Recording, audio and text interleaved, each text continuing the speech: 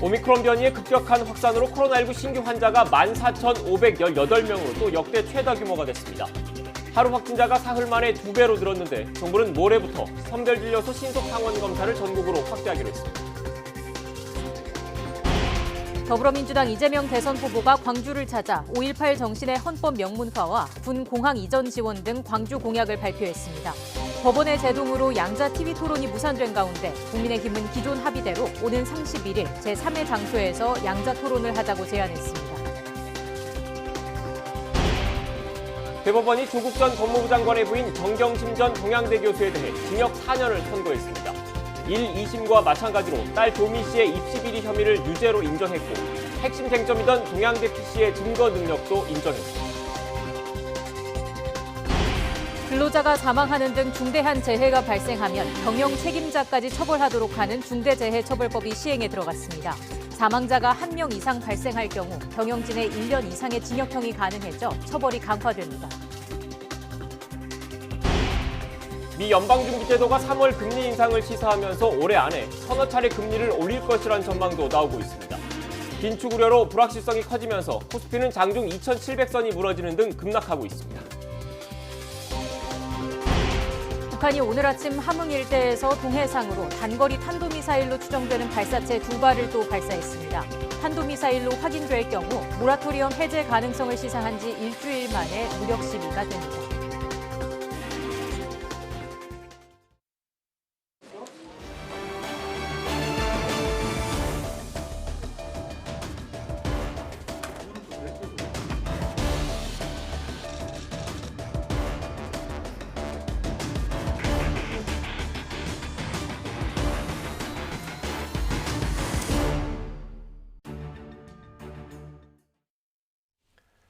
시청자 여러분 안녕하십니까? 뉴스앤 이슈 시작합니다.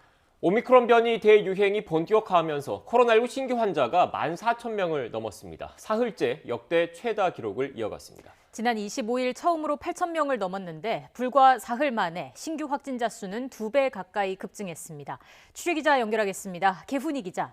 네, 개훈입니다. 네, 신규 확진자 수 14,000명을 넘었다고요? 네, 오늘 0시 기준 신규 환자는 모두 14,518명입니다. 종전 최다 기록이 바로 어제 13,012명이었는데 하루 만에 1,500명 넘게 급증했습니다. 기존 델타 변이보다 전파력이 2배 이상 강한 오미크론 변이가 국내 우세종이 된 이후 신규 환자는 사흘 연속 최다 기록을 새로 쓰고 있습니다. 신규 확진자 수는 지난 25일 처음 8,000명을 넘은 이후 어제는 13,000여 명이 나왔고 오늘은 14,000명을 넘어 불과 사흘 만에 2배 가까이 급증했습니다. 일주일 전보다도 7,900여 명이 늘었고 2주일 전과 비교해도 10,000명 넘게 증가했습니다. 국내 감염이 14,301명인데 경기 4,738명, 서울 3,385명, 인천 1,010명으로 수도권에서만 63.9%가 나왔습니다. 해외 유입은 217명으로 전날보다 52명이 줄었습니다. 다만 아직 위중증 환자와 사망자 수 증가로는 이어지지 않고 있습니다. 위중증 환자는 전날보다 35명이 감소한 350명으로 사흘째 300명대를 유지했고 사망자는 34명이 추가돼 누적 사망자는 6,654명이 됐습니다. 병상 확충이 계속되면서 수도권 중환자 병상 가동률이 10%대 후반의 안정세를 이어가고 있습니다. 수도권과 전국 중환자 전담 병상 가동률은 각각 18%와 18.3%를 기록했습니다. 지금까지 사회 2부에서 YTN 개훈입니다. 비수도권에서도 코로나19 확산 추세가 만만치 않습니다. 대구는 신규 확진자 수가 1차 대유행을 넘어선 역대 최다를 기록했고 오미크론 변이가 우세종이 된 광주에서도 환자 증가폭이 가파릅니다. 현장에 나가 있는 취재기자 연결합니다. 허성준 기자. 네, 대구국제보상기념공원 임시선별검사소입니다. 네, 대구의 코로나19 상황이 심상치 않다고요? 네, 임시선별검사소에는 코로나19 감염 여부를 확인하려는 시민들이 길게 늘어서 있습니다. 이를 반영하듯 오늘 0시 기준 대구의 신규 확진자 수는 770명입니다. 비수도권 시도 중에 가장 많은 것은 물론이고요. 2년 전 1차 대유행 당시에 최다 신규 확진자 수를 넘어섰습니다. 지난 18일까지 100명대였던 대구의 하루 확진자 수는 20일 300명대로 올라서더니 22일 400명대, 25일 600명대로 가파르게 증가하고 있습니다. 환자는 종교시설과 의료기관, 학원, 체육시설을 가릴 것 없이 지역사회 전반에서 나오고 있습니다. 경북에서도 489명이 확진돼 연일 최고 기록을 갈아치우고 있습니다. 환자가 폭증하자 대구시는 대응본부를 마련하고 하루 확진자 1,500명 규모에 대비하고 있습니다. 또 다음 달 말까지 병상 2,600개를 확보하고 10,000명의 재택치료자를 관리할 수 있는 체계를 구축할 방침입니다. 대구시는 시민들의 3차 접종률이 전국 평균보다 다소 낮다며 추가 접종에 적극적으로 나서달라고 요청했습니다. 허성준 기자, 광주 지역 상황은 어떻습니까? 네, 광주에서는 어제 하루에만 343명의 환자가 나왔습니다. 이번 주 들어 300명대가 이어지면서 코로나19가 시작된 이후 가장 많은 확진자가 나오고 있습니다. 전남 동부권에서도 확진자가 쏟아지면서 전라남도는 전도민 긴급 멈춤 운동을 벌이고 있습니다. 환자 가운데 80% 이상이 오미크론 변이인 것으로 나타났는데요. 이미 광주와 전남은 오미크론이 우세종으로 자리 잡았습니다. 다른 비수도권 지역에서도 확진자 증가세가 가파른데요. 부산 741명, 경남 660명, 대전 413명 등입니다. 방역당국은 다가오는 설 연휴 기간에 확진자 폭증이 불가피하다며 고향 방문과 여행 등 이동을 최대한 자제해달라고 당부했습니다. 지금까지 대구 국채보상기념공원 임시선별검사소에서 YTN 허성준입니다. 민족 대명절 설이 일주일도 안 남았지만 코로나19 확산세에 온 가족이 모이기는 어려워졌죠. 네, 그렇습니다. 사람들이 몰려서 감염이 확산하는 걸 막기 위해서 설 연휴에는 추모시설도 대부분 폐쇄됩니다. 추모공원에는 오늘도 이른 성묘객들의 발걸음이 이어지고 있습니다. 현장에 나가 있는 취재기자 연결하겠습니다. 윤혜리 기자. 네, 인천 가족공원 봉안당에 나와 있습니다. 네, 추모공원 분위기는 어떻습니까? 네, 이곳 봉안당에는 오전부터 설 연휴를 앞두고 고인을 추모하기 위한 성묘객들의 발길이 이어지고 있습니다. 사람들이 몰리기 시작하자 입구에 안내 요원들이 나와 QR코드 체크와 같은 방역 수칙을 알렸습니다. 정부 지침을 지켜 한 가족당 최대 6명까지 입장이 가능한데요. 앞서 다녀간 성묘객들로 봉안당 안에는 작은 꽃다발들이 빼곡하게 걸려 있습니다. 이곳 봉안당은 설 연휴 동안 임시 폐쇄됩니다. 설 연휴가 시작되는 이번 주 토요일, 그러니까 오는 29일부터 다음 달 2일까지 문을 닫을 예정입니다. 이곳에는 고인 15만 명이 안치됐는데요. 설 연휴 동안 많은 성묘객들이 몰릴 경우 추모시설에서 코로나19 감염이 확산할 수 있다는 우려 때문입니다. 평일 기준 이곳엔 하루 평균 3,000여 명이 다녀왔습니다. 하지만 이번 주 하루 평균 방문객은 10,000명 수준으로 평소보다 3배 넘게 증가했습니다. 설 연휴 동안 추모시설이 폐쇄되다 보니 이른 성묘객들의 발걸음이 이어지고 있는 겁니다. 대신 추모시설들은 각 시설 홈페이지를 통해 온라인 성묘 시스템을 상시 운영하고 있습니다. 차례상을 직접 차릴 수 있고 멀리 떨어진 가족들과 실시간으로 대화를 나누며 함께 제사를 지낼 수 있습니다. 온라인 방명록을 통해 고인을 향한 그리움도 전할 수 있습니다. 코로나19 발생 이후 두 번째 맞는 설날, 매서운 감염 확산세의 명절 분위기가 예전만큼은 못하지만 모두 마음만은 풍성하고 안전한 설 연휴 보내시길 바랍니다. 지금까지 인천 가족공원 봉안당에서 YTN 윤혜리입니다. 코로나19 새 변이인 오미크론이 확산하고 있는 덴마크에서 대부분의 방역 규제가 다음 달부터 해제됩니다. 오미크론 감염 급증세에도 불구하고 중증 환자 수가 극히 제한적으로 발생하자 덴마크와 네덜란드, 영국 등 유럽 일부 국가들이 과감하게 방역 규제를 풀기 시작했습니다. 이광엽 기자입니다. 메테 프레데릭슨 덴마크 총리가 코로나19 관련 기자회견장에 들어서면서 환한 표정을 짓습니다. 덴마크 정부는 오미크론 변이의 급증에도 불구하고 대부분의 방역 제한 조치를 다음 달 1일부터 없애기로 했습니다. 이제는 방역 기조와 작별하고 코로나19 이전의 삶으로 돌아가겠다는 선언입니다. Pandemien er her stadig. Men med det vi ved nu, så tør vi, der står her, tro på, at vi er igennem den kritiske fase.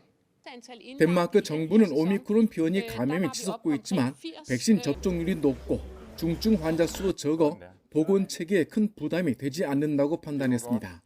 덴마크에서는 최근 코로나19 신규 확진자가 하루 평균 46,000명대에 이르렀지만 중환자실에서 치료받는 감염자 수는 40명으로 오히려 줄었습니다. 이에 따라 덴마크에서는 다음 달부터 식당과 카페, 나이트클럽 등을 출입할 때 방역 패스를 제시할 필요가 없게 됐고 마스크를 착용하지 않아도 됩니다. 마스크 착용 규제는 병원과 보건시설, 양로원 등에서만 제한적으로 적용됩니다.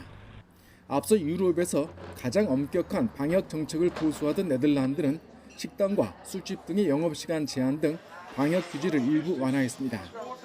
So I hope this is the last time, and we have the freedom to work and to undertake fun things. 영국도 실내 마스크 착용과 대형 행사장 백신 패스 사용 등 주요 방역 규제를 풀었습니다. 오미크론 변이의 증가세가 꺾이지 않고 있지만 일부 유럽 국가들이 사회적 거리 두기를 완화하며 코로나19와의 공존으로 전환하고 있습니다. YTN 이광규입니다. 국민의힘 윤석열 대선 후보가 오늘 정치 분야 공약을 발표합니다. 현장으로 가보겠습니다. 국민의힘 대통령 후보 윤석열입니다. 제가 대통령이 되면 기존의 청와대는 사라질 것입니다. 조직 구조도 일하는 방식도 전혀 다른 새로운 개념의 대통령실이 생겨날 것입니다. 부처 위에 군림하면서 권력만 독점하고 국가적 위기에 제대로 대처하지 못하고 미래도 준비하지 못하는 청와대로는 더 이상 국가를 이끌어 나가기 어렵습니다. 국정의 최고 컨트롤 타워인 대통령실은 대한민국 최고의 공무원들과 최고의 민간 인재들이 하나로 뒤섞여 일하는 곳으로 확 바뀔 것입니다. 코로나 위기는 사회 각 분야에 불가역적인 변화를 만들어내고 있습니다. 이를 선진국으로 도약할 기회로 만들어가야 하는데 공무원 신분을 가진 분들끼리만 모여서는 문제 해결과 대안을 만들어가는데 한계가 있습니다. 민간에 있는 최고의 인재들, 최고의 지성들, 해외 교포도 가리지 않고 모두 모아 국정 운영에 참여시키겠습니다. 경륜 있는 중장년층과 젊고 패기 있는 젊은 인재들 누구라도 애국심과 실력만 있으면 국정의 컨트롤 타워 안으로 모시겠습니다. 제가 구상하는 대통령실은 정형화된 참모와 분야별 민간합동위원회가 결합된 형태로 운영될 것입니다. 국가적 주요 현안과 미래 전략 수립에 집중할 것입니다. 이들이 지혜를 모아 만들어낸 방안을 가지고 내각과 소통하며 나라의 미래를 이끌어 가겠습니다. 나라가 변하려면 대통령부터 변해야 합니다. 대통령은 대통령만이 할 수 있는 일에 집중하겠습니다. 총리, 장관, 지자체장 모두 마찬가지입니다. 제대로 일하기 위해 집중할 것은 집중하고 분산할 것은 분산하겠습니다. 새로운 대통령실에서는 참모들뿐만 아니라 분야별 민관합동위원회 관계자들과 또 각 부처에서 파견 나온 연락관들이 한 공간에서 서로 자유롭게 소통하면서 일할 것입니다.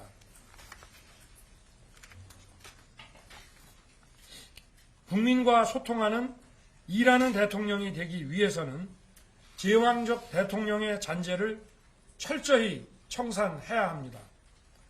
권위만 내세우는 초법적인 대통령은 이제 없어질 것입니다. 대통령은 법의 지배, 틀 안으로 내려와서 해야 할 일에 집중하겠습니다. 새로운 대통령실은 광화문 정부 서울청사에 구축될 것입니다. 기존의 청와대 부지는 국민께 돌려드릴 것입니다. 국민은 늘 대통령을 만날 수 있을 것입니다. 대통령도 늘 국민과 소통하며 일할 것입니다. 다음 정부는 임기 첫날부터 새로운 공간에서 새로운 방식으로 국정을 시작할 것입니다. 감사합니다.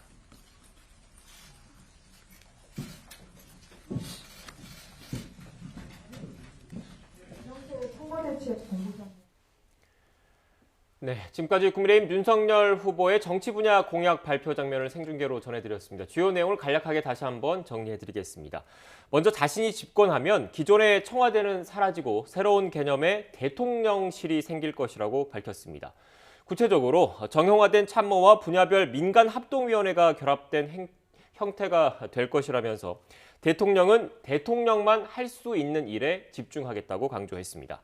또 새로운 대통령실은 광화문 정부 서울청사에 구축하겠다고 밝히면서 기존의 청와대 부지는 국민께 돌려드릴 것이라고 덧붙였습니다. 보다 자세한 내용은 이어지는 뉴스에서 다시 한번 전해드리겠습니다. 이 공장 안은 사람이 죽을 수밖에 없는 공장이로구나. 밥 먹을 시간도 없이 여기저기 뛰어다니면서 무서웠을 거 생각하니 가슴이 무너집니다.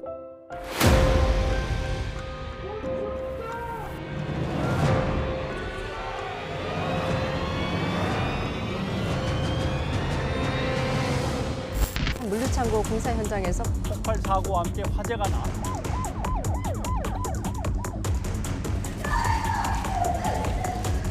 김모 씨가 추락해 함께 의식을 지게차에 깔립니다. 중대재해 처벌 등에 관한 법률안 대안은 가결되었음을 선포합니다.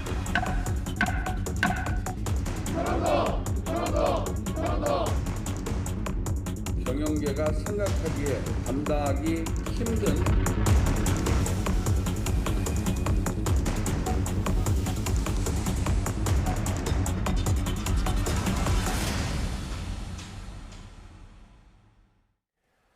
근로자 사망사고 등 중대한 재해가 발생하면 경영 책임자까지 처벌하도록 하는 중대재해처벌법이 오늘부터 시행됐습니다. 광주 아파트 외벽 붕괴 같은 대형 참사를 막겠다는 취지인데 앞으로 비슷한 사고가 날 경우 원청업체의 경영진도 모두 처벌받게 됩니다. 강희경 기자입니다. 지난 11일 오후 신축 공사 중이던 광주 아파트 건물 외벽이 무너져 내렸습니다. 시공사인 HDC 현대산업개발 대표는 이튿날 현장을 찾아 고개를 숙였고 정몽규 회장은 자리에서 물러났습니다. 책임을 통감하며 저는 이 시간 이후 현대산업개발 회장직에서 물러나겠습니다. 현재 현대산업개발에 대한 제재 수위로는 최대 영업정지 1년, 더 나아가 등록 말소가 거론되고 있습니다. 모두 행정처분에 불과합니다. 그러나 앞으로 비슷한 사고가 발생할 경우 법적 처벌을 피하기 어려워집니다. 가장 윗선, 즉 경영 책임자까지 처벌하도록 하는 중대재해처벌법이 오늘부터 시행됐기 때문입니다. 근로자의 사망사고 등 중대재해가 발생했을 때 경영 책임자 등이 안전보건 의무를 위반한 사실이 확인되면 처벌하도록 하는 게 핵심입니다. 사망자가 1명 이상 발생한 경우, 같은 사고로 부상자가 2명 넘게 발생한 경우 등이 중대산업재해로 분류됩니다. 광주 참사가 법 시행 이후 발생했다면 수사 결과에 따라 하청업체뿐 아니라 현대산업개발 경영진까지 처벌 대상이 되는 겁니다. 특히 사망사고는 1년 이상의 징역형이 가능한데 법정형의 하한이 설정된 건 그만큼 강하게 처벌하겠다는 의지가 반영된 것으로 풀이됩니다. 징역 1년 이상이라는 것은 형법상으로 최고형이 징역 30년까지 선고할 수가 있다는 것이고 5년 내에 또 재범을 하게 되면 2분의 1까지 가중하도록 하는 규정이 있기 때문에 또 기존에는 CEO가 안전 관련 사항을 보고받지 않으면 면책이 됐지만 앞으로는 보고받지 않았다는 사실 자체만으로 처벌 대상이 됩니다. 상시 근로자 5인 이상 사업장이 적용 대상인데 50인 미만 사업장엔 유예 기간을 두고 오는 24년 1월 27일부터 적용됩니다. 애매한 법조항과 사각지대 문제 등 여러 한계를 딛고 중대재해처벌법이 위험의 외주화와 꼬리 자르기식 처벌을 근절해낼 수 있을지 주목됩니다. YTN 강희경입니다. 네, 앞서 전해드린 것처럼 오늘은 중대재해처벌법 시행 첫날입니다. 특히 산업재해가 잦은 건설업계는 1호 처벌에 대한 우려를 감추지 못한 채 설 연휴 기간 앞두고 작업을 일시적으로 중단했습니다. 현장 상황은 어떤지 취재기자 연결해서 자세히 알아보겠습니다. 김우준 기자. 네, 서울 둔촌동에 위치한 재건축 공사 현장 앞에 나와 있습니다. 네, 건설업계는 특히 긴장할 수밖에 없을 것 같은데 시행 첫날 현장 분위기는 어떻습니까? 네, 그렇습니다. 제가 나와 있는 이곳은 서울 내에서도 가장 큰 규모의 공사 현장입니다. 보시는 것처럼 12,000 규모가 이곳 아파트가 분양이 될 예정인데요. 그야말로 메간톤급 규모이기 때문에 현장에서는 변수가 많을 수밖에 없습니다. 따라서 이 공사에 참여하는 건설사들은 오늘 상황을 더욱더 예의주시할 수밖에 없는 상황인데요. 보시는 것처럼 이렇게 오늘 첫날 시행의 대응은 한마디로 말씀드리면 일단 멈춘다라는 겁니다. 이 대형 크레인들은 가동을 중단한 상태이고 위에서 내려다봤을 때도 실제로 일하는 근로자들을 거의 찾아볼 수 없는 상황입니다. 필수 인력을 제외하고는 대부분 휴무인 겁니다. 외부에서 봤을 때도 대부분 썰렁한 모습입니다. 숨죽인 곳은 이곳뿐만이 아닙니다. 서울 시내 건설 현장은 물론 전국 주요 아파트 현장 대부분 중대재해처벌법 시행 첫날인 오늘부터 공교롭게도 휴무에 들어갔습니다.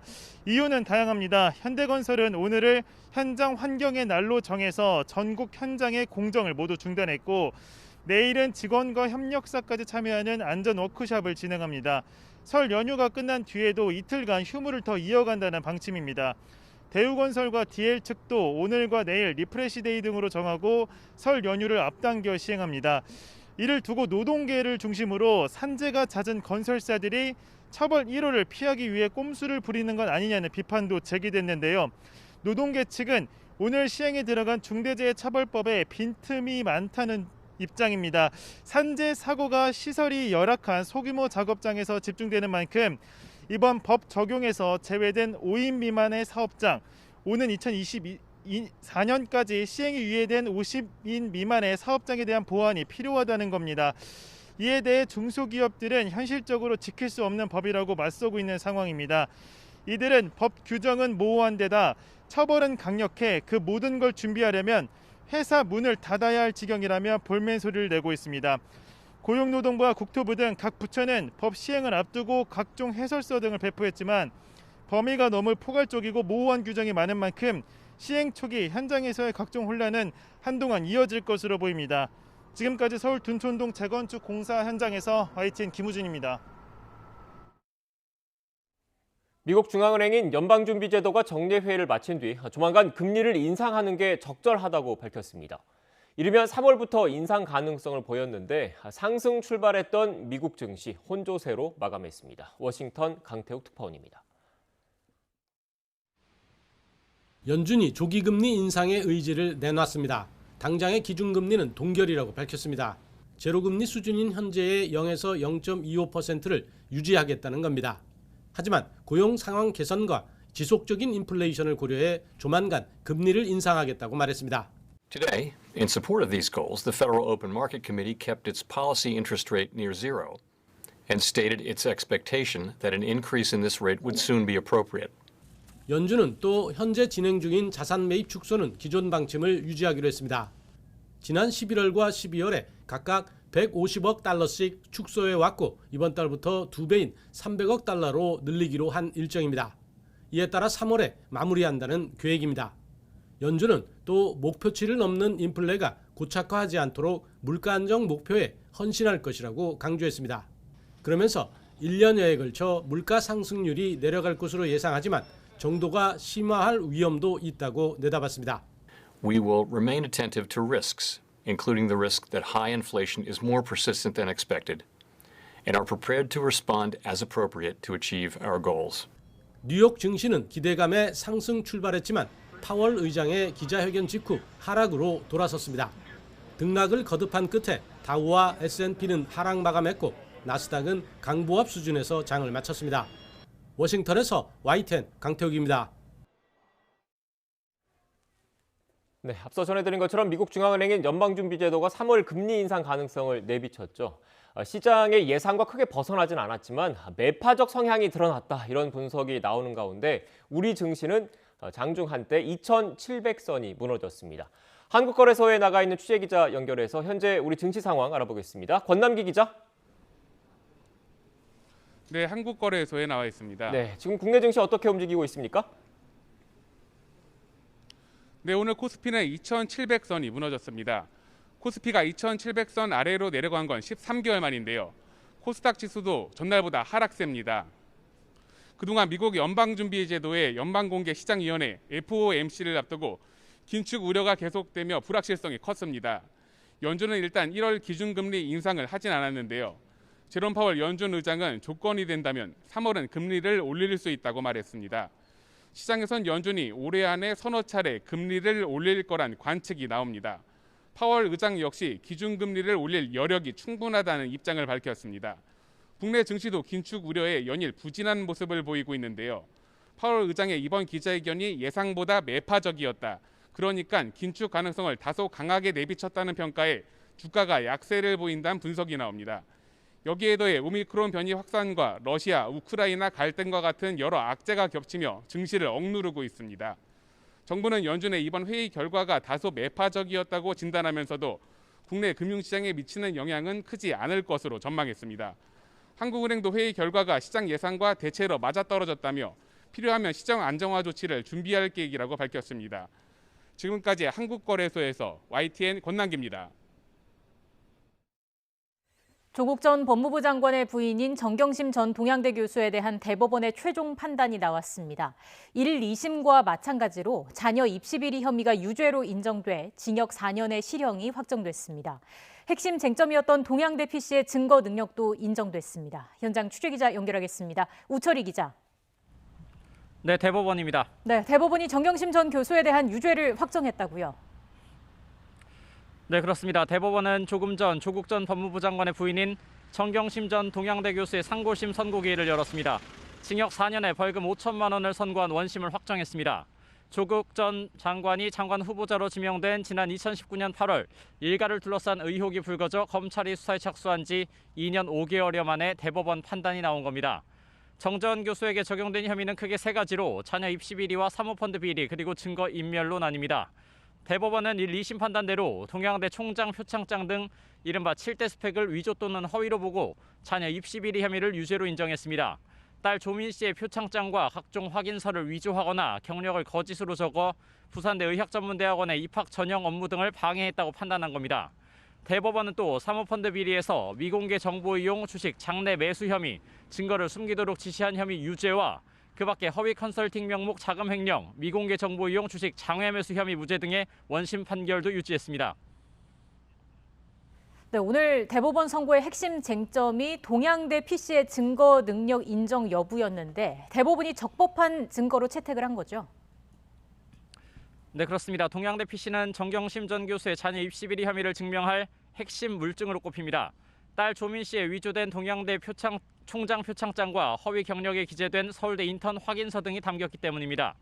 최근 조국 전 장관 부부의 입시 비리 혐의 다른 사건을 심리하는 재판부가 동양대 PC 등을 증거로 인정하지 않기로 하면서 오늘 대법원 선고의 핵심 변수가 됐습니다. 하지만 대법원은 적법한 증거로 인정했습니다. 동양대 PC에 저장된 자료는 압수의 필요성과 관련성이 모두 인정되고 참여권을 보장하지 않은 하자도 없다고 판단했습니다. 정 전 교수 측에서는 줄곧 위법한 증거라는 주장을 펼쳐왔는데 받아들여지지 않은 겁니다. 오늘 대법원 선고에 정 전 교수 측은 강한 아쉬움을 나타냈습니다. 그냥 간단히 상고 기각 얘기만 들었기 때문에 더 이상 말씀은 드릴 게 없고 다만 좀 안타깝다. 한결같은 마음은 참 불쌍하다. 또 최근에 좀 정치적인 이유로 구속까지 됐다는 얘기가 나왔을 때는 좀 화가 난다라는 말씀밖에 제가 드리지 못하겠습니다. 반면 당시 수사팀은 입장문을 통해 정의와 상식에 맞는 결과가 나왔다고 환영했습니다.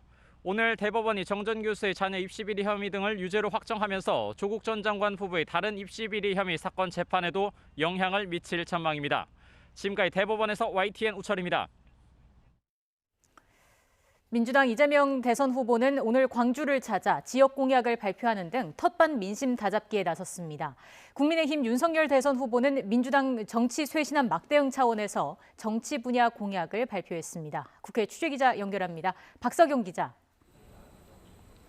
네, 국회입니다. 네, 먼저 민주당 이재명 후보, 오늘은 광주로 내려가서 지역 민심 잡기에 나선다고요?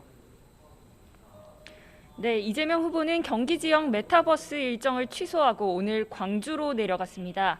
오전 10시 광주공항에서 지역 공약을 발표했는데요. 광주를 4차 산업혁명 주역으로 스마트 생태 문화도시로 만들겠다고 밝혔습니다. 이어 광주 화정 아이파크 붕괴 사고 현장을 찾아 실종자 가족을 위로할 계획인데요.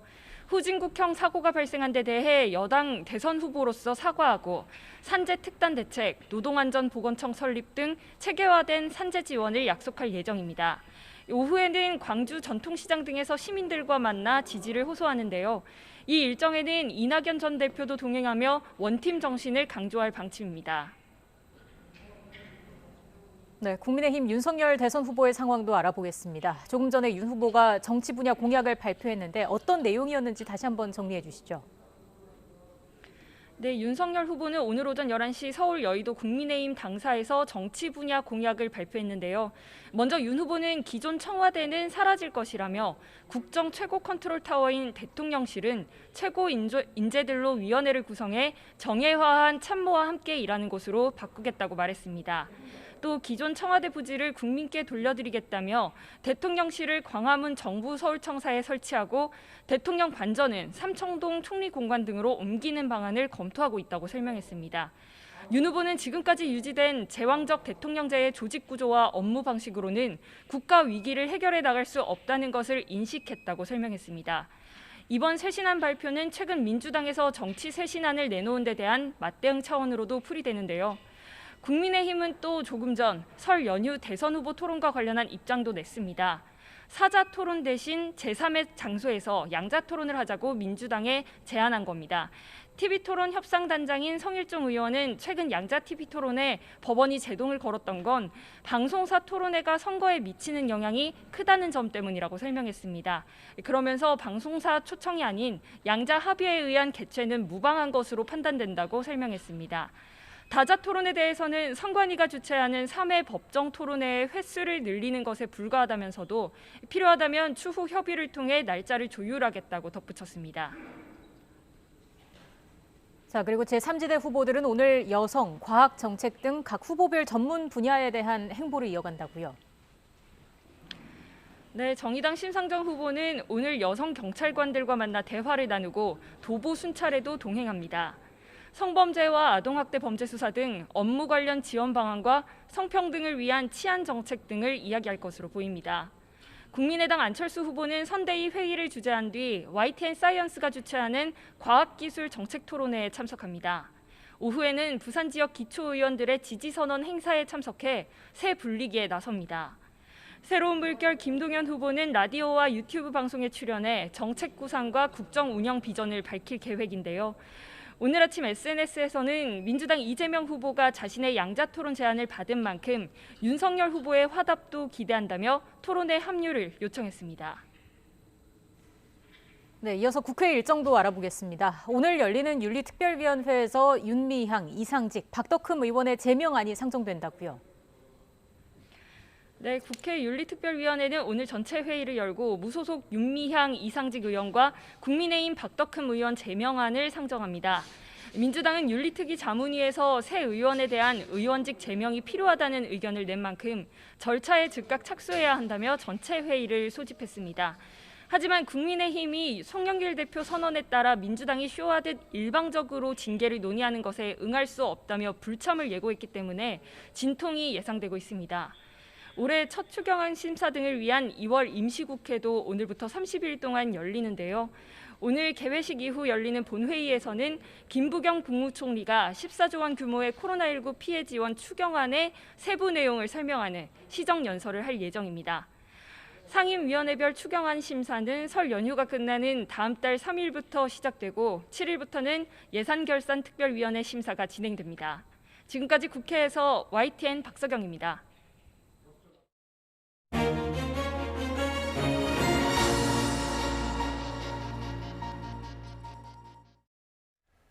정경심 전 동양대 교수에 대한 대법원 판단이 조금 전 나왔습니다. 앞서 1, 2심에서 선고된 징역 4년형에 이어서 같은 형이 확정됐습니다.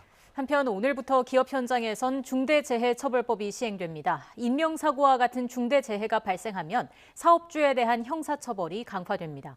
박성배 변호사와 함께 관련 내용들 짚어보겠습니다. 어서 오십시오. 안녕하십니까? 네, 안녕하세요.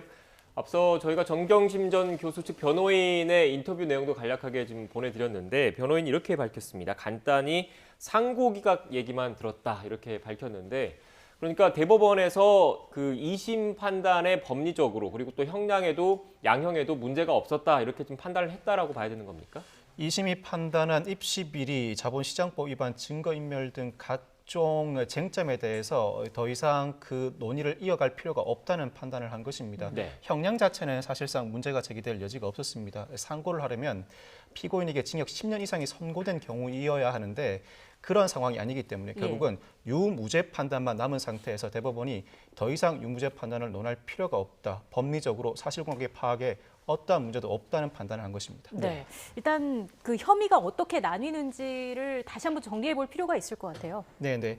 입시 비리 그리고 자본시장법 위반, 증거인멸 세 덩어리로 크게 나눌 수가 있습니다. 네. 입시 비리는 각종 문서를 위조하거나 허위로 기재함으로써 이를 대학원에 제출함으로써 입시 비리를 도모하였다는 혐의가 주된 내용입니다. 이 자본시장법 위반은 코링크피 등을 이용해서 자본시장법 위반, 즉 미공개 정보 등을 이용해 일정한 행위를 하였다는 것이 주된 내용입니다. 그리고 증거인멸은 이 사건 수사가 개시되자 각종 증거를 위조하거나 교사하여 은닉하였다는 혐의가 주된 내용입니다. 네, 그러니까 정리를 하면 입시 비리 관련해서는 1, 2심에서 모두 이른바 그 7대 허위 스펙 관련해서 1, 2심은 모두 유죄로 인정을 했는데 그 판단을 대법원도 인용을 했다라고 봐야 되는 거고 그리고 미공개 정보 이용 관련해서 주식 매수도 그 장내 거래, 그러니까 장 내에서 거래한 부분에 대해서는 유죄로 2심에서 인정을 했지 않습니까? 그걸 그렇습니다. 좀 인용을 한 거다 이렇게 봐야 되는 겁니까? 그렇습니다. 입시 비리와 자본시장법 위반, 증거인멸, 유무죄 판단을 그대로 인용했습니다. 특히나 이 자본시장법 위반과 관련해서는 장내 거래에 대해서는 유죄를 인정했지만 장외 거래에 대해서는 1심과 달리 2심이 일부 무죄를 선고했습니다. 장외 거래의 경우에는 WFM의 주식을 매수하는 과정에서 미공개 정보, 즉 미공개 호재성 정보를 사전에 취득하고 거래하였다는 것이 주된 취지였는데 미공개 정보를 사전에 취득했다는 이유로 자본시장법 위반으로 처벌하는 이유는 양측의 정보가 불균등할 때입니다. 그러나 이 경우에는 양측 모두가 호재성 정보를 인식하고 있는 상태에서 거래를 하였기 때문에 이 경우는 자본시장법 위반이 아니라는 2심 판단이 있었고 이 판단도 그대로 대법원에서 유지됐습니다. 그리고 각종 허위 스펙에 대해서 더 이상은 대법원이 논의할 여지가 없을 정도로 위조 사실이 인정된다거나 또는 과장된 사실을 기재함으로써 각종 대학원의 업무를 방해하였다는 점을 그대로 유죄로 인정하였습니다. 네, 그러니까 좀 어려운 그 부분이어서 그 주식거래, 미공개 정보 이용 주식거래 관련해서 장외 거래 같은 경우에는 지금 어떻게 보면 사적 거래이니까 무죄 취지로 일단 2심에서도 일부 무죄를 냈지 않습니까? 그걸 인용을 한 거고 장 내에서 거래한 거는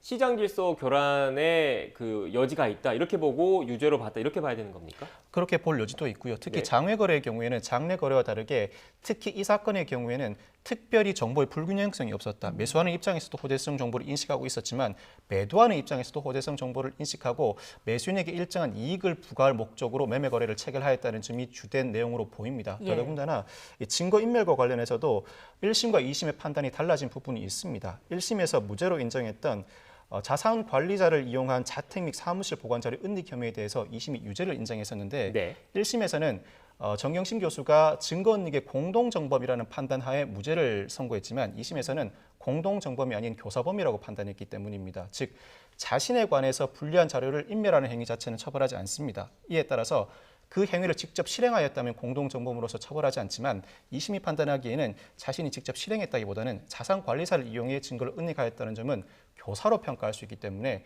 유죄가 인정된다는 취지로 타기했고 대법원도 이 판단을 그대로 유지했습니다. 네. 지금 화면 하단에 속보가 나가고 있는데 오늘 또 대법원에서 주목할 만한 판결이 또 나왔습니다. 네. 지금 이른바 환경부 블랙리스트와 관련해서 김은경 전 장관이 징역 2년을 확정받았다라는 속보가 들어왔습니다. 이른바 환경부 블랙리스트 사건으로 산하 공공기관 임원들의 사표를 강요한 혐의로 재판에 넘겨졌죠. 김은경 전 환경부 장관에게 실형이 확정됐습니다. 대법원은 오늘 직권남용 등의 혐의로 기소된 김 전 장관에게 지금 보시는 것처럼 징역 2년을 선고한 원심을 확정했습니다. 또 함께 재판에 넘겨진 신미숙 전 청와대 균형인사비서관도 징역 1년에 집행유예 3년을 선고한 원심을 확정했습니다. 네, 이들은 문재인 정부 출범 직후 청와대와 환경부가 내정한 인물들을 산하 공공기관 임원으로 앉히기 위해서 박근혜 정부 때 임명된 임원들의 사표를 강요한 혐의 등으로 재판에 넘겨졌습니다. 1심 법원은 김 전 장관 혐의를 상당 부분 유죄로 인정해 징역 2년 6개월을 선고하고 법정 구속했고 신 전 비서관에게는 징역 1년 6개월에 집행유예 3년을 선고했습니다. 2심 재판부는 직권남용 등 일부 혐의를 무죄로 뒤집었지만 사표 종용 혐의 등을 인정해 김 전 장관에게 징역 2년을, 신 전 비서관에게 징역 1년에 집행유예 3년을 선고했습니다. 관련 소식은 또 이어지는 뉴스에서 전해드리겠습니다.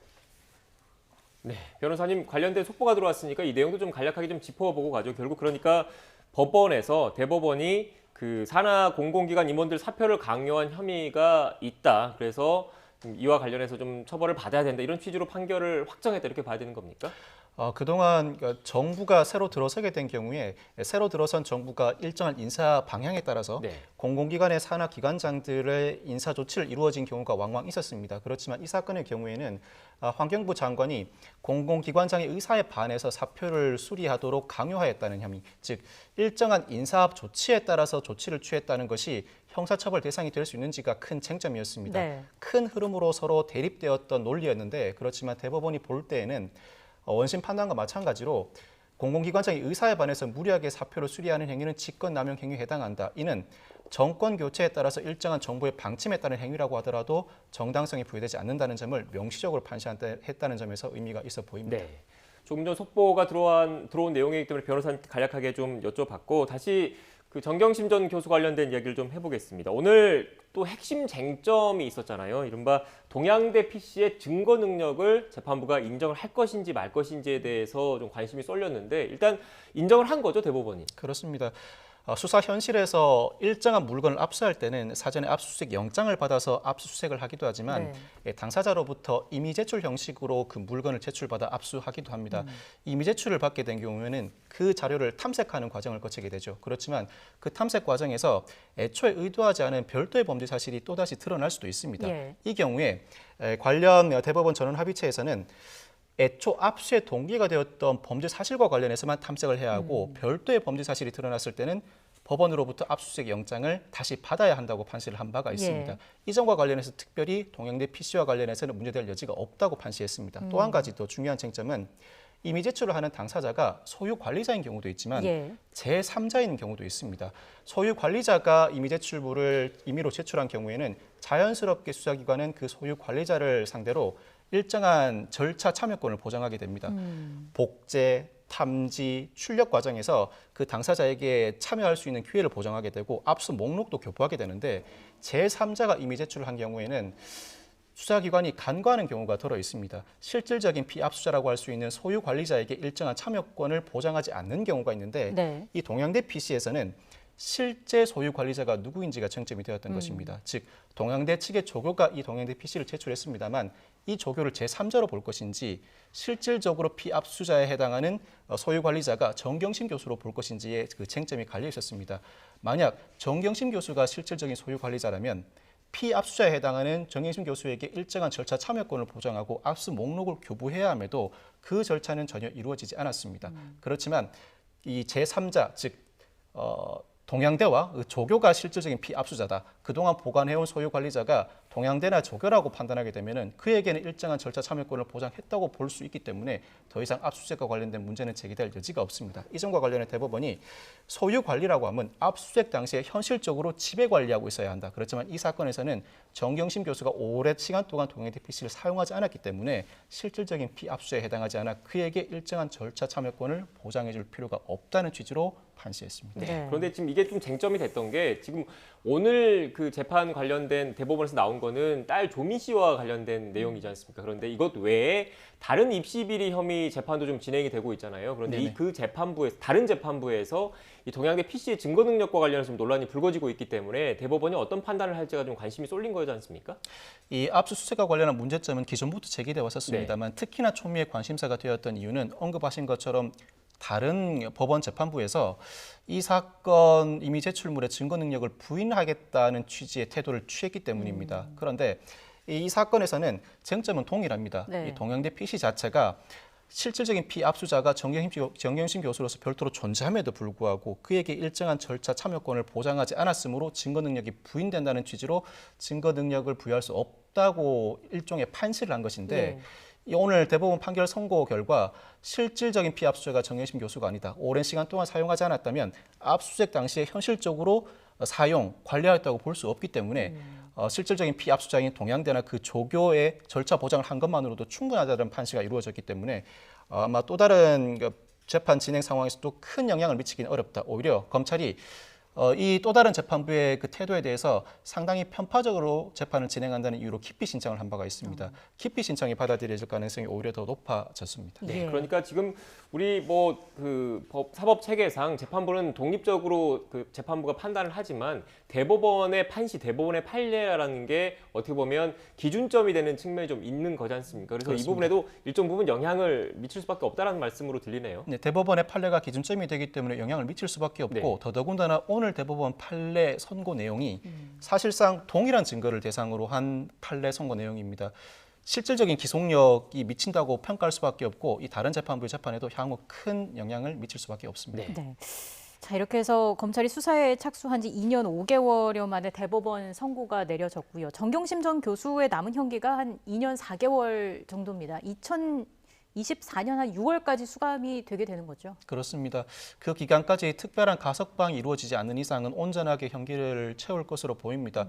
애초에 징역 4년의 법정형 내지는 형량에 대해서 그 형량이 온당한지 논란이 많기도 했었습니다만 범죄 사실이 상당히 다수인데다가 그 범죄 사실의 대부분이 유죄로 인정된 정황 그리고 각종 양형위원회의 양형 기준상에 비춰보면 유죄를 전제로 했을 때는 그 형이 지나치게 높아 보이진 않았습니다. 애초에 대법원에서 형량에 대해서는 다툴 여지가 없었습니다만 그 형량도 유무죄 판단이 달라지지 않았기 때문에 그대로 유지가 되었고 일정한 가석방 사유가 없는 이상은 그 온전한 형기를 채워야 할 가능성이 높아졌습니다. 네, 일단 앞서도 말씀드린 것처럼 오늘 대법원이 확정 판결을 내린 거는 그 딸 조미 씨와 관련된 그렇습니다. 내용이 주로 담겨 있고 이것 외에 또 아들 입시 비리라든지 또 조국 전 장관의 재판도 별도로 진행되고 있는 거잖아요. 어떤 내용들입니까?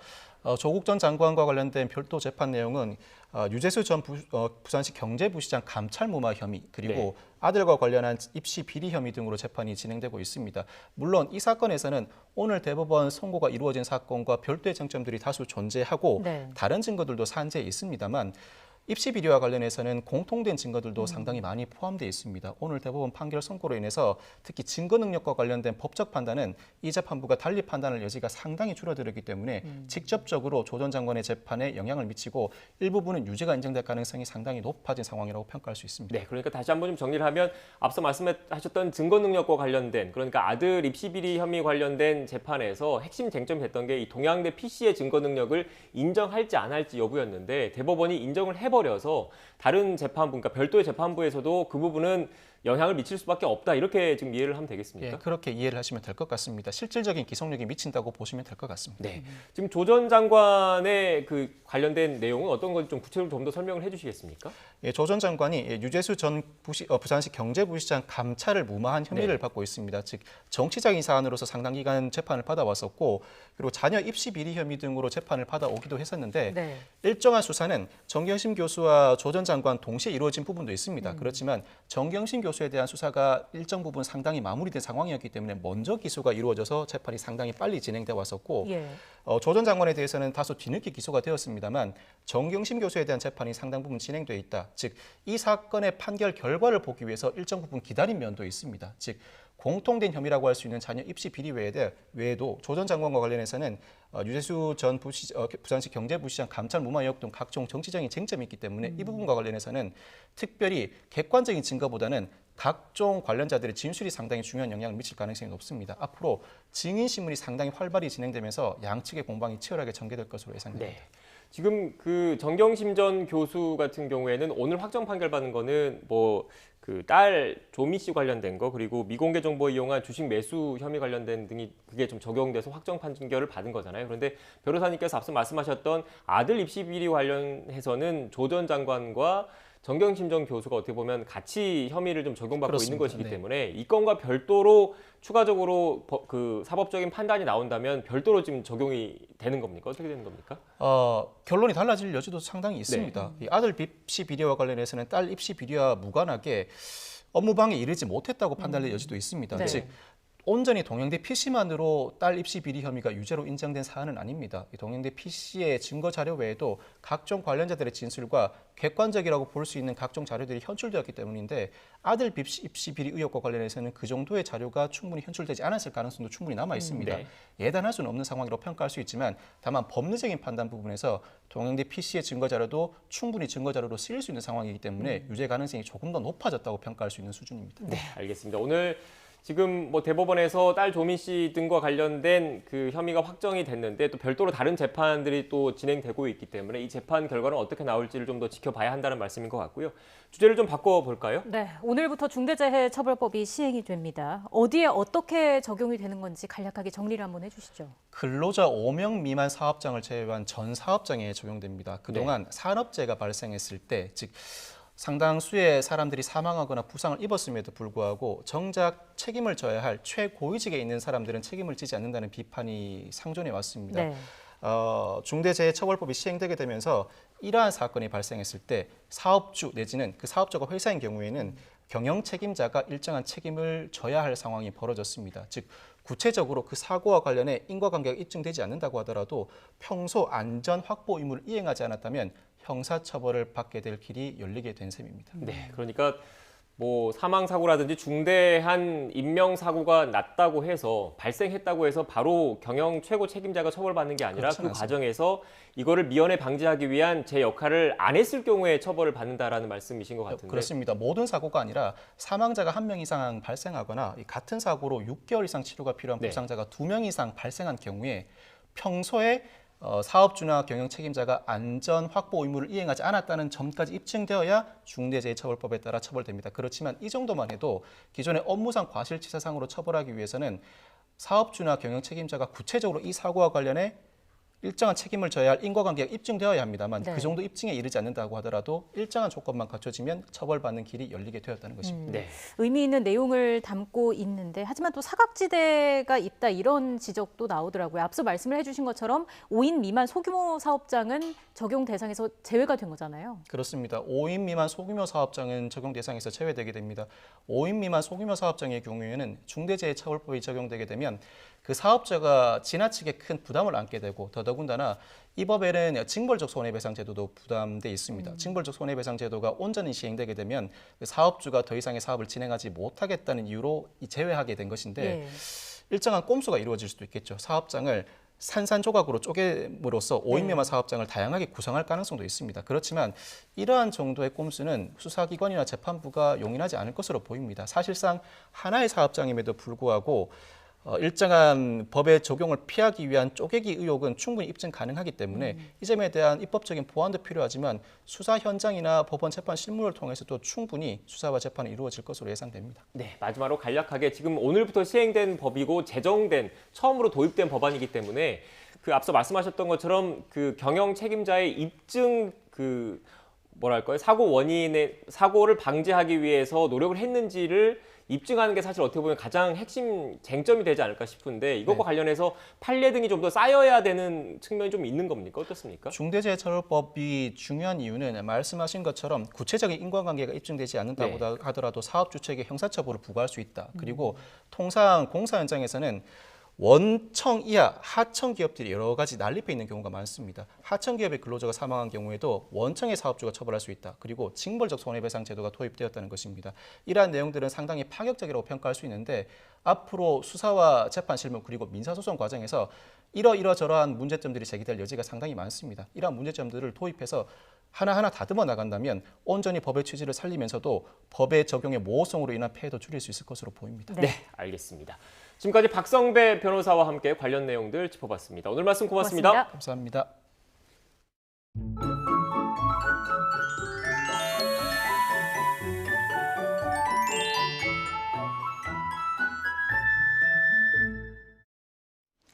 오늘도 낮 동안 비교적 포근함이 감돌겠습니다.